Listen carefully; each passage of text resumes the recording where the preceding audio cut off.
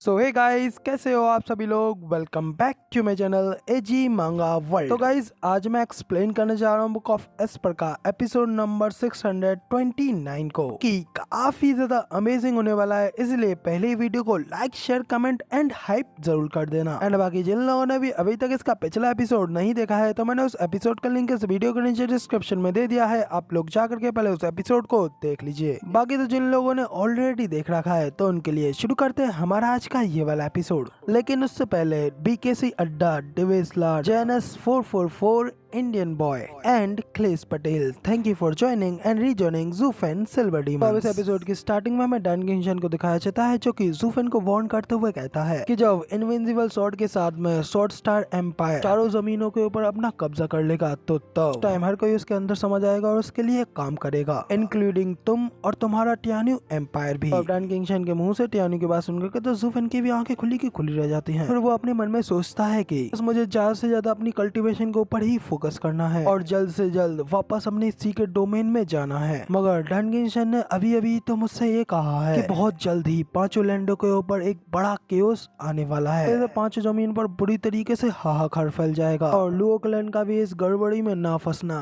काफी ज्यादा कठिन होगा। मेरे ख्याल से मुझे पहले इन सब चीजों के लिए कुछ चीजें तैयार कर लेनी चाहिए, ताकि जस्ट इन केस जब मैं यहाँ से जाऊँ तो मैं बिना किसी चिंता के आराम से यहाँ से जा पाऊँ। तभी डैन किंगशन भी जूफेन से कहता जाता है कि जाने से पहले मैं तुमसे कुछ शब्द कहना चाहता हूँ। मैं चाहता हूँ कि वेस्टरलैंड के सीडलिंग्स अच्छे से फैले फूले, और बच्चे तुम अपनी उस लड़की का अच्छे से ख्याल रखना, अपने सभी प्यारे लोगों को अच्छे से संजो के रखना। इस पे तो जूफेन उसे जलाते हुए कहता है, प्लीज मैं एक डीमन हूँ, फिर आखिर में किसी एक लड़की की केयर क्यों करूंगा। इस पे डैन किंगशन हंसते हुए कहता है कि आखिर इस चीज का राइटियस और डिमोनिक से क्या लेना देना है, तुम सिर्फ एक आदमी हो, इसलिए बेहतर होगा कि तुम इस चीज को जीने के लिए बाद में ना पछताओ, क्योंकि मुझे पता है कि डबल ट्रेन गैदरिंग के बाद में उससे मिलना तुम्हारे लिए काफी ज्यादा मुश्किल होगा। तो जूफेन भी डैन किंगशन की इन बातों को सुनता रह जाता है, और इसी के साथ में फिर हमें अगला सीन 3 दिन बाद का दिखाया जाता है। डबल ट्रेन गैदरिंग में जूफेन की कोर्टयार्ड में योंगनिंग और स्वेंगर जूफेन से मिलने के लिए आए होते हैं। वहाँ पे जूफेन को देख योंगनिंग उससे कहती है कि जूफेन, स्वेंगर और मैं वापस टियान्यू जा रहे हैं, तो क्या तुम बता सकते हो कि आखिर तुम कब जा रहे हो। इस पर जूफेन उन लोगों से कहता है कि मैं अभी भी पूरी तरीके से रिकवर नहीं हो पाया हूँ, और मुझे आराम से जाने के लिए अभी भी लगभग 10 दिन की आवश्यकता है। जूफेन से पूछते हैं कि आराम से जाने का क्या मतलब है, क्या तुम्हारे पीछे कोई है। जूफेन कहता है कि मुझे नहीं पता, मगर लेकिन क्योंकि मैंने काफी ज्यादा दुश्मन बना लिए हैं, बाद में पछताने से अच्छा सुरक्षा को देखते रहे। स्वेंगर भी योंगनिंग से कहती है कि हाँ, ये बिल्कुल सही कह रहा है, घात प्रति घात से पहले ही सुरक्षित रहना ही समझदारी है। स्वेंगर की ये बात सुनकर योंगनिंग भी समझते हुए जूफेन से कहती है कि ठीक है, फिर अगर ऐसी बात है तो हम लोग पहले निकलेंगे और आपका इंतजार नहीं करेंगे।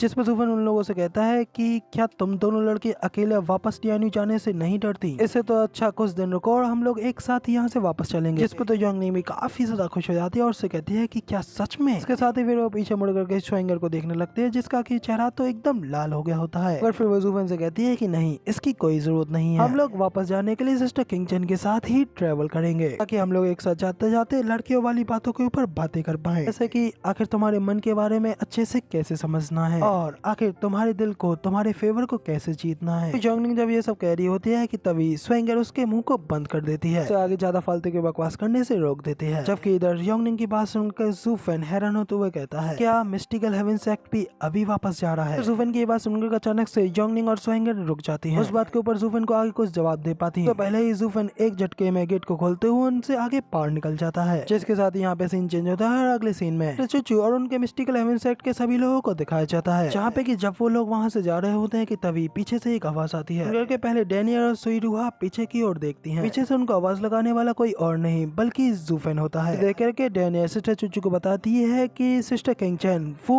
आ गया है। किंगचन भी गहरी अदाओं के साथ में पीछे मुड़ करके जूफेन की ओर देखने लगती है। जूफेन भी एक पल के लिए किंगचन की इस खूबसूरती को देखता रह जाता है और बस वहीं पे शांत खड़ा उसे देखता रहता है। देख करके इधर किंगचन भी हल्की से स्माइल करती है और उसकी ओर आगे बढ़ती है और उसके हेल्थ के बारे में पूछते हुए कहते हैं कि कि आखिर अब तुम कैसा महसूस कर रहे हो। जूफन उसे बताता है कि पहले से काफी ज्यादा अच्छा, मगर लेकिन आखिर अभी तुम इस बात को क्यों पूछ रही हो? क्या इसे पूछने के लिए कुछ ज्यादा ही लेट नहीं हो गई? इस पे सिस्टर चूचू हंसते हुए से कहती हैं कि क्या स्टीवर्ट जू को हमेशा से ही बिल्कुल अकेला रहना और बकबक करना नापसंद नहीं है? फिर आखिर आप मुझे आपसे न मिलने के लिए दोषी क्यों ठहरा रहे हो? तो सिस्टर चूचू की इस बात के ऊपर जूफन कुछ देर के लिए वहीं पे शांत खड़ा रहता है, फिर अपनी आंखें बंद करके अपने दिल और दिमाग को कंट्रोल करता है। फिर आखिरकार अपने दिल के बोझ को हल्का करते हुए सिस्टर चूचू से कह ही देता है कि तुम बस मुझे अब आधा साल दे दो और मैं तुम्हें तुम्हारे उस सवाल का जवाब दूंगा जो तब तुमने पहले टियानियो में मुझसे पूछा था। तो भाई किंग चन भी काफी ज्यादा हैरान हो गई होती है और जूफन को ही प्यार से देखती रह जाती है। फिर जूफन की इस बात को सुन करके प्यारी से स्माइल पास करती है और फिर इसी के साथ ही वो दोनों अपने अपने रास्ते निकलने लगते हैं। और अब जब जूफन ने इतनी सालों के बाद में उस बात को कहा है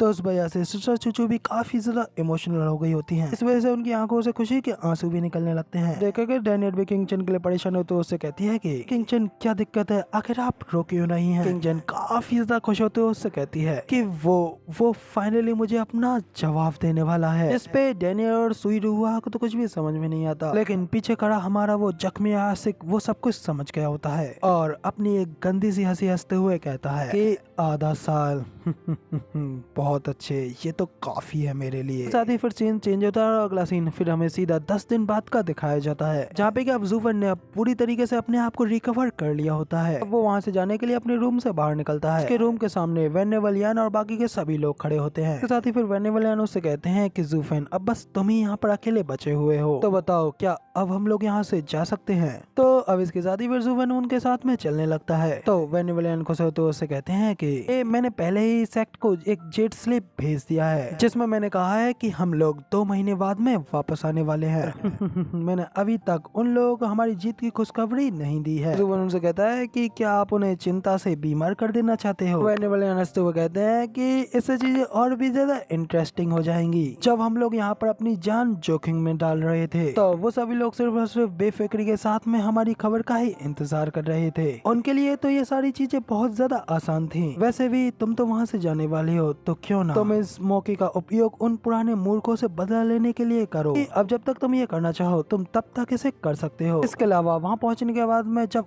एक बार हम लोग उन लोगों को उस बड़ी न्यूज के बारे में बताएंगे तो उस खुशखबरी को सुनकर के तो उन लोगों का सारा क्रोध एक पल में ही बिल्कुल शांत हो जाएगा। स्टीवर्ट जू, मैंने सही कहा ना? तो जूफन कहता है कि हाँ ठीक है, मैं तो वैसे भी यहाँ से जा ही रहा हूँ, तो ये बोझ भी मैं ही उठा लूंगा, इसे मेरी ही शरारत बताना। इस पे तो वेनेवलियन काफी ज्यादा खुश हो जाते हैं और हंसते हुए कहते हैं कि बहुत अच्छे, यही तो है हमारे ग्रेट स्टीवर्ट जू। सुनने के बाद में तो बाकी के सभी लोग खुशी के मारे हंसते हुए वहाँ से चलने लगते हैं। मगर तभी पीछे से योंगनिंग जूफन को आवाज लगाते हुए कहती है कि जूफन, क्या तुम वहाँ से डीमन स्कैमिंग सेक्ट को भी छोड़ करके जा रहे हो? तो फिर आखिर अब तुम कहाँ जा रहे हो? तुम जहाँ भी जा रहे हो पहले हमें क्लियर अपनी लोकेशन बता के जाना, वरना आखिर हम फिर तुम्हें मिलने के लिए कहाँ ढूंढ पाएंगे। फिर जूफन भी एक स्माइल करते हुए उन्हें देखने लगता है और उन्हें खुश होते हुए बताता है कि मैं वापस अपने घर जा रहा हूँ।